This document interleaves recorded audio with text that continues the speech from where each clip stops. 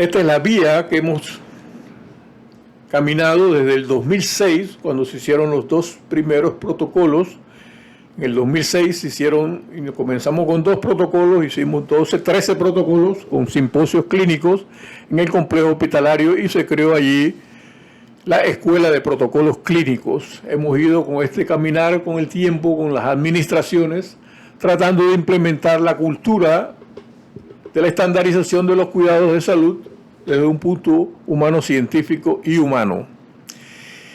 En esta conversación, esta conferencia, hablaremos sobre la gestión de patologías o enfermedades y ya mencionamos neumonía en todos sus aspectos, de falla cardíaca, de endocarditis, de sepsis en los hospitales, de la evaluación preparatoria, problemas pulmonares o enfermedades pulmonares, espondilodicitis y mordedura de ofidio. Esencialmente nos enfocaremos en la parte del adulto, pero ya tenemos que hacer justicia con la parte pediátrica que la ha desarrollado el EPOT en casi todos estos aspectos también. Damos inicio entonces a la presentación del tema de la gestión de la falla cardíaca. Hay un protocolo de abordaje de la falla cardíaca, que es este protocolo, este flujograma sencillo hecho en medicina interna. Hay un protocolo de manejo inicial de la falla con fracción de eyección reducida, hecho por los cardiólogos del complejo hospitalario metropolitano. Los medicamentos y dosis recomendadas en pacientes con falla cardíaca crónica, realizada por los cardiólogos hace varios años, y estamos tratando de actualizar las recomendaciones de egreso al paciente con falla cardíaca, el microproceso de ingreso y egreso y el listado de verificación del proceso de egreso, que debe ser igual, complejo y bien estructurado como el proceso de ingreso, los autocuidados de salud, las alertas a los pacientes, los trípticos que le debemos dar al paciente para cuando el paciente sale del hospital o sale del consultorio, sobre las recomendaciones que deben de seguir. Y no vamos a entrar en detalle en los flujogramas, los protocolos, pero este es el protocolo inicial. Y aquí tenemos la última guía en la cual nos hemos basado, la última guía de falla cardíaca de la Sociedad Europea de Cardiología, que pueden tener acceso a través del código QR. Para esto se trata esta conferencia, que la repartiremos en todos los hospitales y todas las policlínicas para que la tengan y puedan tener acceso también, aparte de la página web, como ya mencioné. Este es el protocolo hecho por el Servicio de Cardiología de la sospecha de falla cardíaca, el manejo inicial de la falla con fracción de eyección reducida. Y aquí tienen todos los detalles que hicieron los cardiólogos sobre el manejo de la falla cardíaca. Y acá ellos nos pusieron sobre los medicamentos, una hoja sobre todos los medicamentos usados en falla cardíaca, que le agregamos recientemente la dapagliflozina como ayudante para el manejo de la falla cardíaca. Y lo que está en azul, los medicamentos que están en el azul, es porque ustedes pueden hacer desde el celular el clic directamente al formulario oficial farmacoterapéutico y entran directamente al medicamento, ¿no? Los medicamentos que están en el formulario oficial, obviamente, los que no están en el formulario oficial no tendrán acceso, obviamente, ¿no? Entonces, estos medicamentos usted los puede consultar en el formulario oficial farmacoterapéutico desde el protocolo, desde el celular. Es importante no solo que el protocolo sea hecho en función de la parte científica o académica de la enfermedad o de la falla cardíaca, sino que también un proceso de gestión clínica, parámetros que debemos tener a las recomendaciones del egreso y el listado de verificación, que esto lo llegamos a hacer transitoriamente en el complejo en los años 2013. Entonces es importante que ese paciente, cuando se vaya a su casa, entonces se le demos algunas recomendaciones. Porque hay un microproceso, entonces hay un microproceso. También tenemos que ver el microproceso de la falla cardíaca, no solamente la academia y el protocolo, ¿no?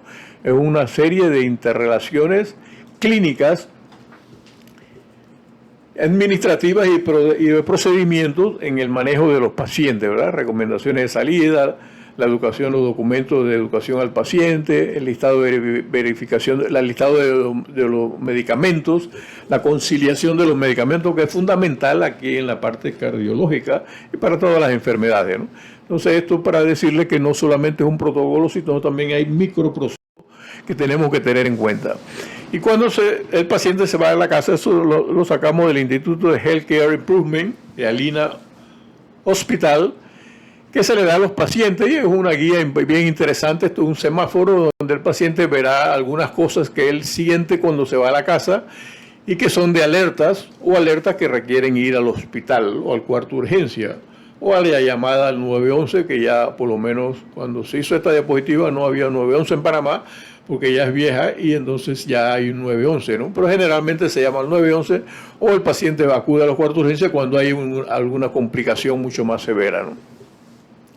Entonces, la gestión integral de la falla cardíaca, ¿no? Entonces, esto es para el manejo también en las policlínicas y una forma interdisciplinaria con un equipo interdisciplinario. La falla cardíaca no solamente la tiene el cardiólogo, pero el médico general, el médico familiar, el médico internista, el cardiólogo, el farmacéutico, el nutricionista, trabajadora social, laboratorio, etcétera, etcétera. Todo el equipo de salud. Acá vamos a entrar entonces a la gestión en cuanto a gestión de enfermedades, a la gestión clínica de la neumonía.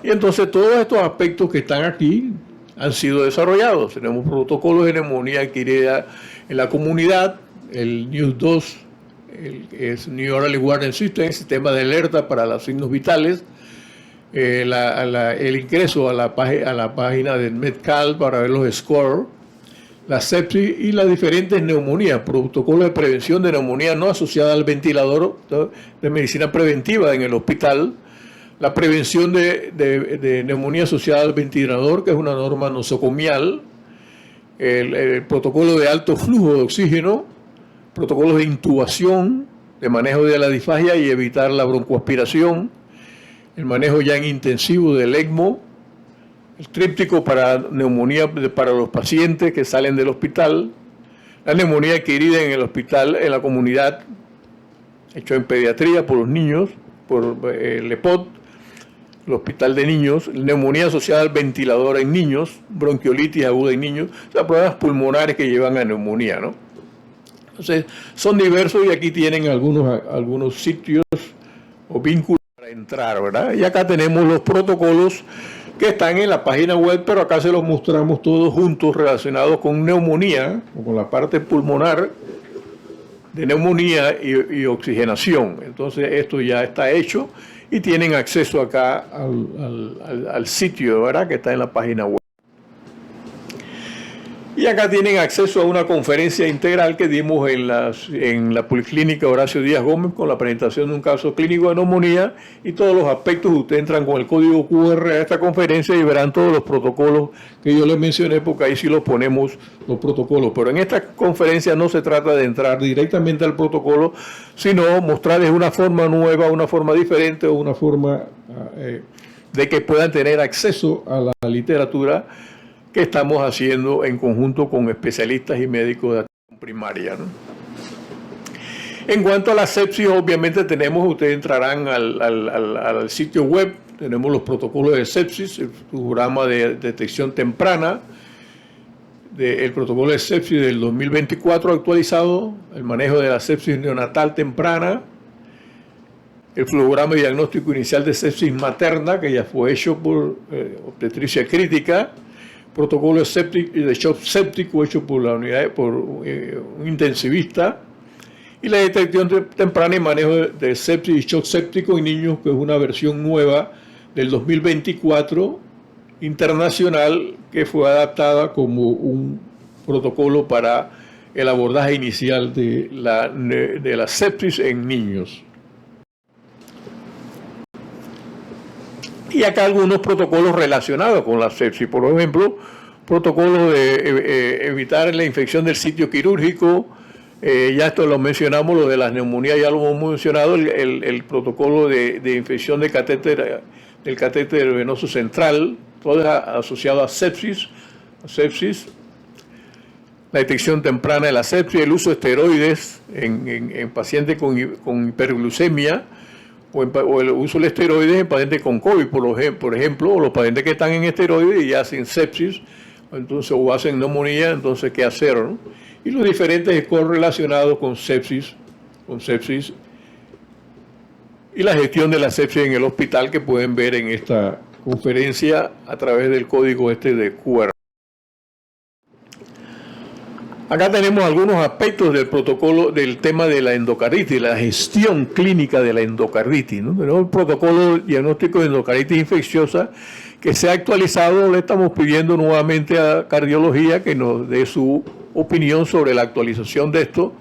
Está pendiente aún todavía el esquema de los antibióticos oficiales en Panamá porque usamos modelo internacional a través del Servicio de Enfermedades Infecciosas, ¿verdad? Que está ya hecho y nos va a mandar el manejo de antibióticos. Y también está pendiente el manejo quirúrgico por cirugía cardiovascular. Entonces acá tenemos los nuevos criterios de Duke que ya se sumaron para el diagnóstico de endocarditis y de la Sociedad Interamericana Internacional de Endocarditis. Los diferentes criterios los nuevos criterios de la Sociedad Europea de Cardiología del 2023, los predictores pobres de manejo de endocarditis, protocolos de evaluación preoperatoria en cirugía cardíaca, esto ya está hecho por cardiología, la intervención de terapeuta respiratoria en cirugía cardiovascular por terapia respiratoria, evaluación de procedimientos odontológicos intrahospitalarios en el preoperatorio de cirugía cardíaca, lo hizo el Departamento de Odontología Hospitalaria, el protocolo de manejo de endocarditis infecciosa, que se está revisando actualmente, solamente faltan 2 partes y está bien actualizado.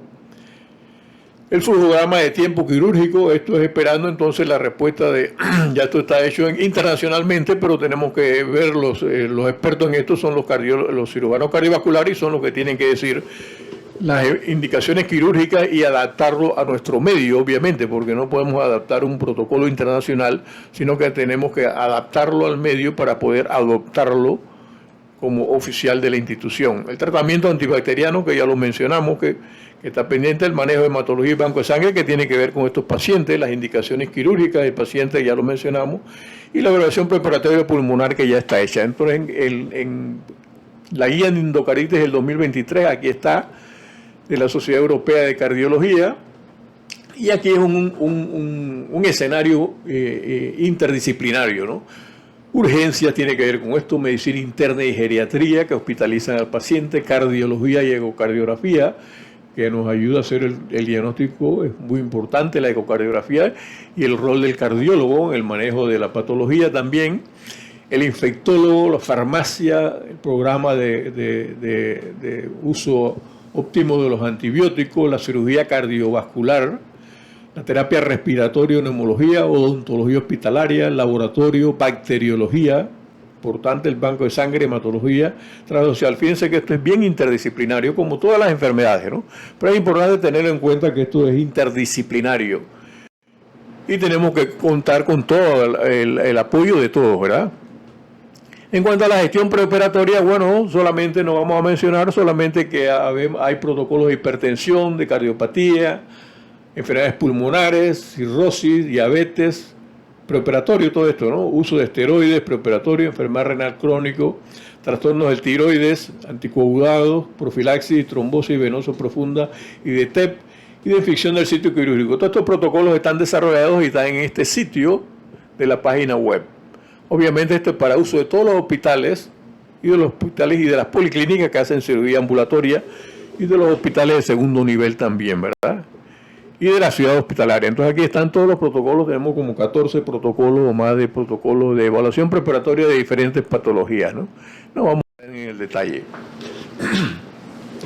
Aquí hice un consenso de las patologías pulmonares, y hay múltiples, y lo quise poner en esto porque cada uno en el sitio web está separado. Lo de pediatría está con pediatría, lo de atención primaria con atención primaria, terapia respiratoria, neumología, adulto, urgencia, medicina interna, etcétera, ¿no? Para acá los puse todos juntos y obviamente todos estos protocolos, todos estos aspectos, es un paquete de protocolos de patologías pulmonares que tienen que ver con todo el equipo de salud integralmente, y aquí podrían entrar a los sitios para buscar los protocolos, ¿no?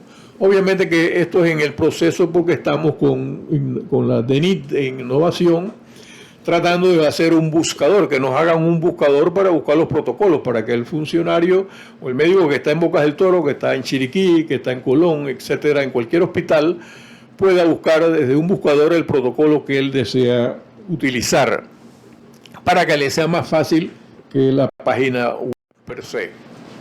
Acá tenemos el abordaje entonces de la espondilodicitis, porque vean que todo es un manejo interdisciplinario. Acá logramos hacer un consenso, hicimos un simposio. La idea de esto es que cuando hagamos un protocolo interdisciplinario, tenemos acuerdos académicos, porque están en la medicina basada en la evidencia, no lo que se nos antoja, es lo que está en la medicina basada en la evidencia. Y entonces lo importante aquí sería el cumplimiento previo de lo acordado, ¿verdad? Si discutimos en un simposio y acordamos el manejo, cuando el paciente viene, entonces ya tenemos un acuerdo previo, por lo menos académico o clínico, de lo que debemos hacer. Entonces, para ir en función de la seguridad del paciente y la oportunidad de hacer un manejo más oportuno, ¿no? De esto se trata. Acá tenemos el protocolo de espondilodicitis, que tuvimos que resumir, muy resumido, porque fueron 6 conferencias. Y acá tenemos el flujograma, ¿no? Que incluye el manejo de los antibióticos y la parte neuroquirúrgica en tal caso. Acá tenemos enfermedad de POT, que era un protocolo que había. Aquí está el manejo del esquema del MINSA sobre el TAES. Y aquí le agregamos al protocolo, entonces le agregamos los sitios, los vínculos hacia las conferencias que dieron los conferencistas, en este caso osteomielitis vertebral y estado del arte del doctor Lianis Montilla, el manejo de la espondilodicitis, el enfoque de infectología por el doctor Elam Cherio, que nos ha colaborado muy bien, muy interesante, abordaje de estudios de imágenes por el doctor Ricardo Pinzón de radiología del complejo, el rol del neurocirujano, cuál no entra el neurocirujano en el manejo de este paciente, el doctor Daniel Batista, y acá tenemos los sitios de las conferencias que ellos han dado. Esto está en el canal de videos, pero lo estamos asociando acá con el protocolo para que también tengan acceso cuando tengan esta conferencia. Las estrategias de soporte clínico, el nuevo modelo de gestión y atención. Obviamente esto se relaciona que es interdisciplinario y en este caso lo hemos construido entre hospitales. Aquí tenemos un protocolo de mordedura de ofidio, que fue una colaboración del Hospital Rafael Hernández de David, del Hospital Rafael Esteves de Aguadulce, del Hospital Nelson Collado de Chitré, del Hospital Ezequiel Abadía de Soná y del complejo hospitalario, a través de medicina interna, de infectología, de nefrología y de cirugía general. Entonces, esto es una interrelación que hemos hecho, y aquí están las conferencias, que dio cada uno. La doctora Aida Romero fue la coordinadora general del simposio y del protocolo, y ella está en Soná y nos hizo una colaboración tremenda contactando con todo este equipo, ¿no?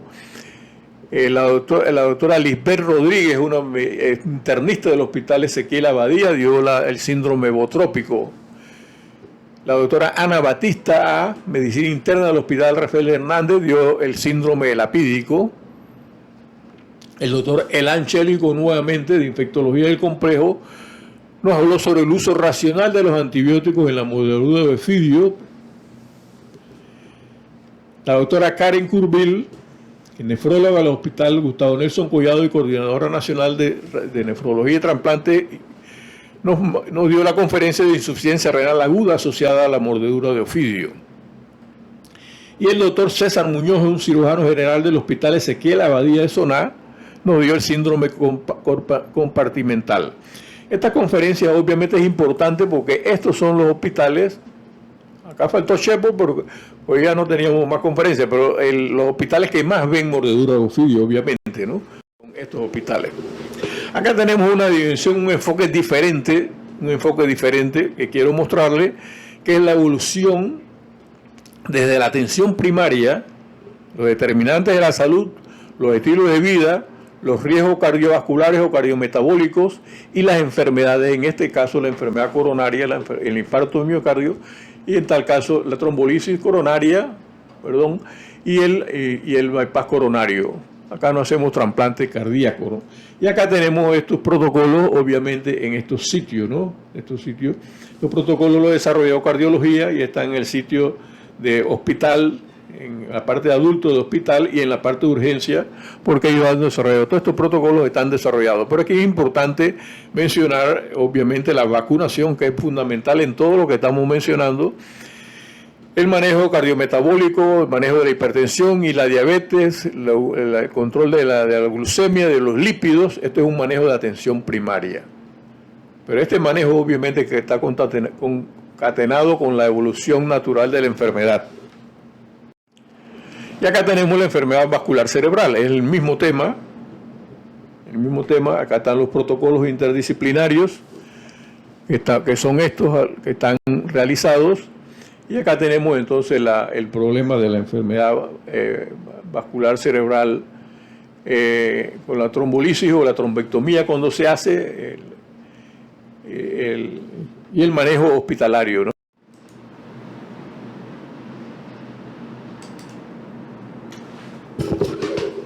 En la vía de la enfermedad renal crónica hacia el trasplante renal es fundamental el manejo de la atención primaria, la parte cardiometabólica, de hipertensión, la diabetes, el colesterol, el manejo del prostatismo, el manejo adecuado de la glomerulonefritis, de las diversas glomerulonefritis.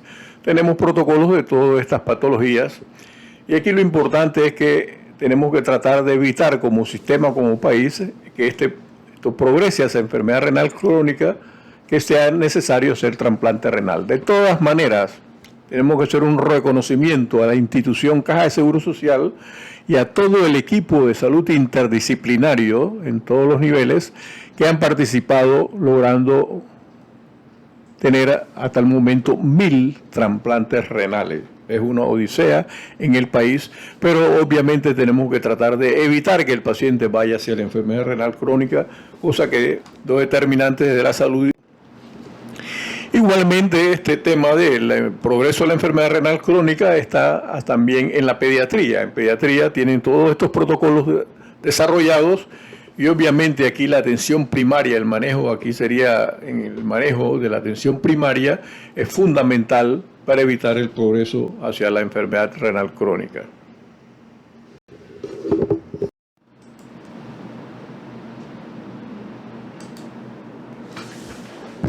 En cuanto a la enfermedad hepática, es fundamental la atención primaria y dentro de la atención primaria el cuidado cardiometabólico, estilos de vida saludable, la vacunación es importante en este caso de hepatitis B y C, la vacuna de hepatitis B y C, para evitar entonces la enfermedad del hígado graso asociado a metabólico o asociado a hepatitis crónica, ¿verdad? Obviamente el manejo del alcoholismo, evitar el alcoholismo, el manejo y evitando la cirrosis, ¿no? Acá tenemos el protocolo de manejo de la citis y diferentes protocolos ya construidos relacionados al hígado. Acá otro tema que es el tema pulmonar, que es la misma evolución, prevención de riesgos ocupacionales, el manejo del EPOC severo, de la fibrosis quística en los niños, de asma, de la neumonía intersticial idiopática, de la fibrosis pulmonar, protocolos preoperatorios pulmonares y el trasplante pulmonar, ¿no? Trasplante pulmonar. Entonces esto hay que tener cuidado con esto porque la evolución nos va a llevar acá. Entonces la atención primaria de todos,